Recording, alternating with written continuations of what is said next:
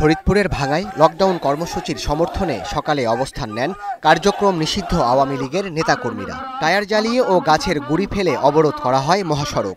এতে প্রায় ৪ ঘন্টা বন্ধ থাকে যান চলাচল। ভোগান্তিতে পড়েন যাত্রীরা। পথে ৩ জায়গায় আটকাইছে, তখন এখানে এসে তো মনে হয় যাওয়ার মতো পরিস্থিতি নেই। শরীয়তপুরের জাজিরায় পদ্মা সেতুর সামনে অবরোধ করা হয় ঢাকা ভাঙ্গা এক্সপ্রেসওয়ে। তার আগে আগুন দেয়া হয় ট্রাকে। প্রায় ২ ঘন্টা বন্ধ থাকে যান চলাচল। মুন্সিগঞ্জের গজারিয়ায় থেমে থাকা একটি ট্রাকেও আগুন দেয় দুর্বৃত্তরা।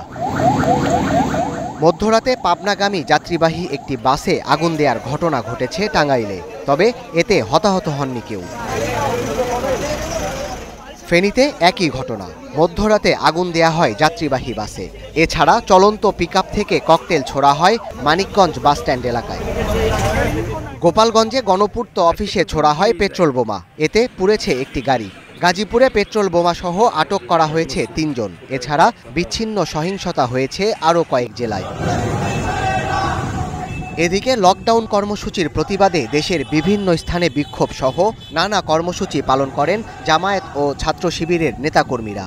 এছাড়া কঠোর অবস্থানে আছে আইন শৃঙ্খলা বাহিনী। Desk report, star news.